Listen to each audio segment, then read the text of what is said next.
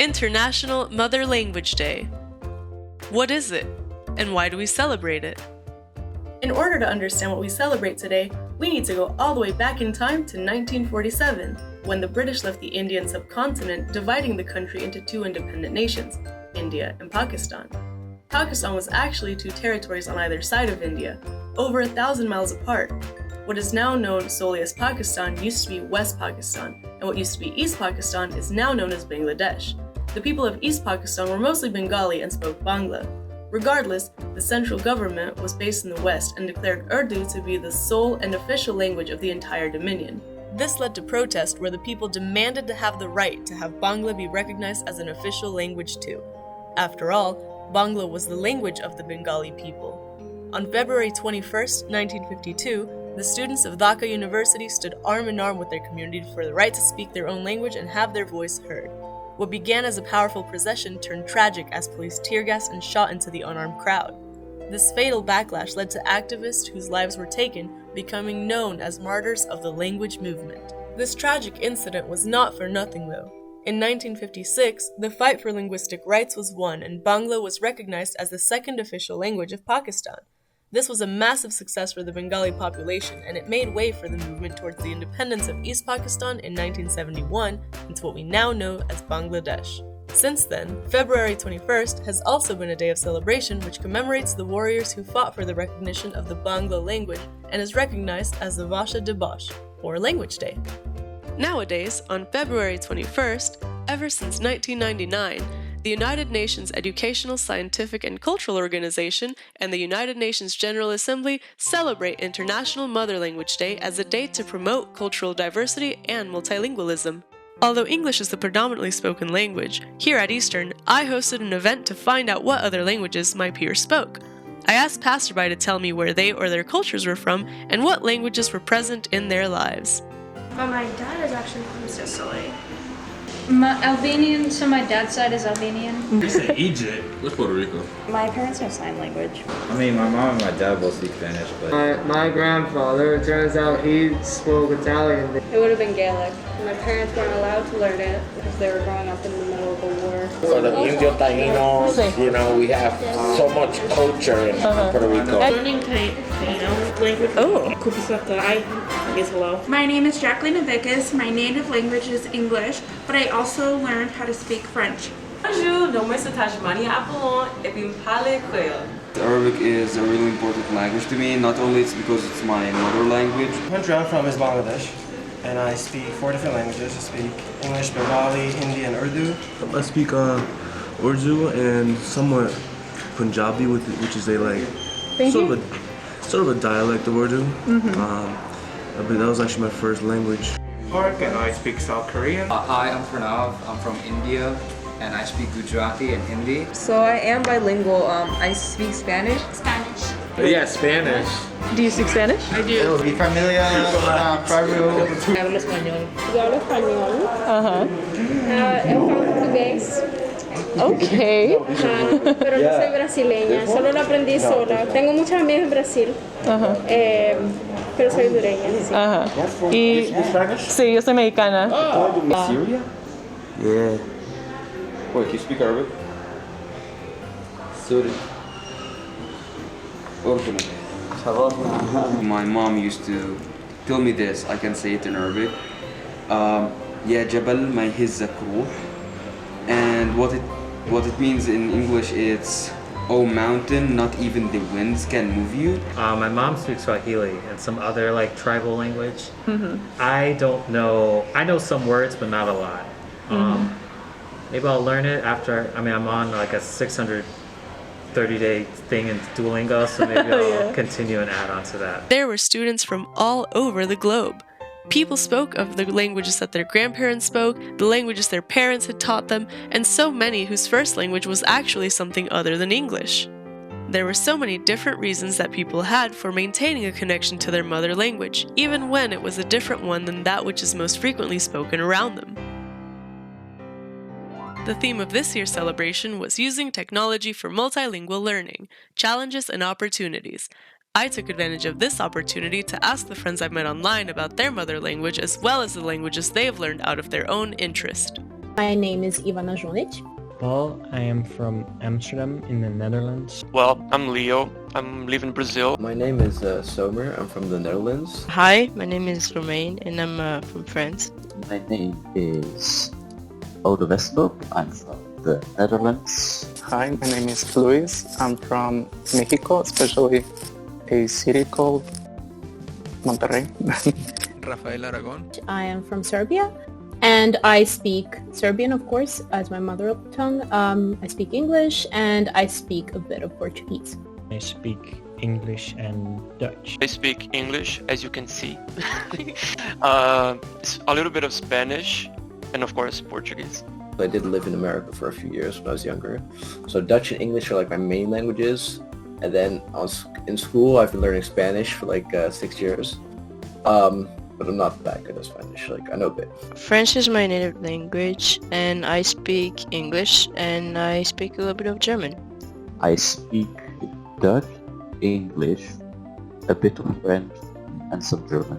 I speak both English and Spanish. I speak English and Spanish.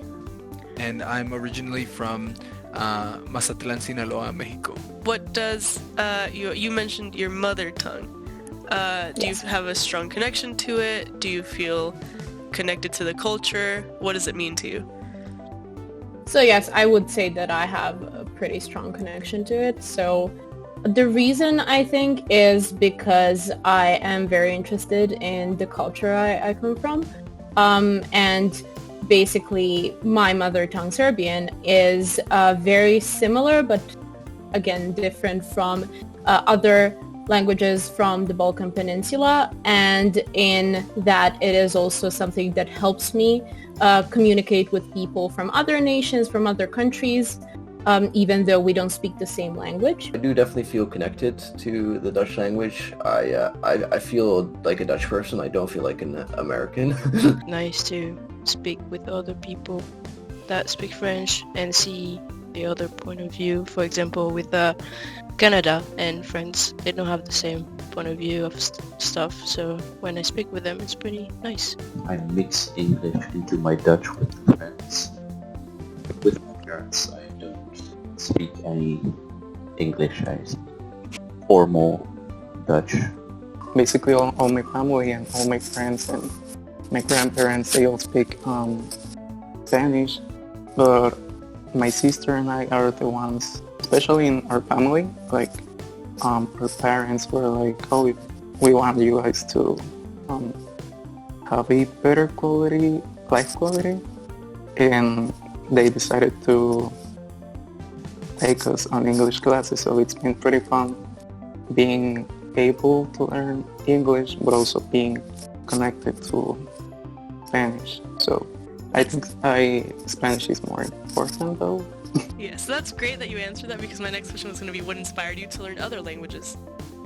Learning other cultures and having some other friends, maybe other contacts, and also studying. It helped me with my graduation as well. I think because we live in a world where it's like there's so many languages, and English is one of the everybody knows. So I wanted to learn English and to speak to everybody in the world. I think most people who are bilingual or polyglots could agree with that concept that there are things that are best said in certain languages. I think we're all aware that translation doesn't always do justice to what we're watching or reading. And so that's how that came. Basically just wanting to understand the culture and the entertainment that was coming from English-speaking countries. So that's how English became sort of an interest of mine, and that's why I eventually went to college and studied English, and I have a master's degree in English literature. And also as for Portuguese, that came more from my interest in Romance languages in general. So I love Spanish. It's such a fun language, and like when you're able to like formulate like actual sentences stuff, it's just amazing. When I'm on vacation, I rather not speak Dutch because I don't want to. I'm on vacation, so I don't really want to see Dutch people. I just see them every day right now. Sure. And you said you speak English as well. What inspired you to learn English? School and back in the day, I used to have Minecraft servers with English-speaking people. So has technology played any part in you learning other languages apart from your own? Yes. As I said, I used to watch a big Minecraft YouTuber called Eastern Canadian, and I watched like almost 600 videos of him. He's Canadian, so he spoke only English, which is why I just started picking up words and things.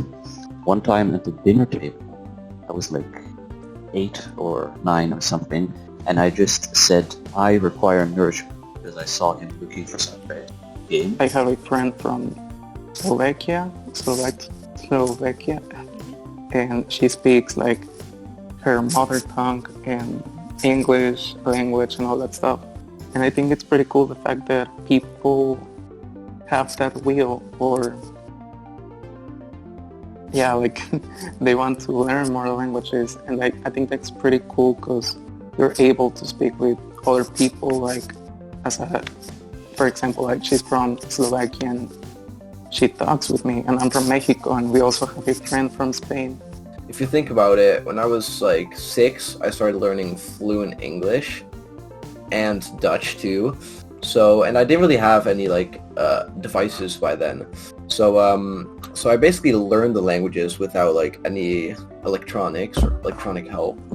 Although later on, like now, I do read like English articles and English literature and stuff. That does help me maintain the language. I think I learned English by watching like, TV shows and like watching videos, playing video games.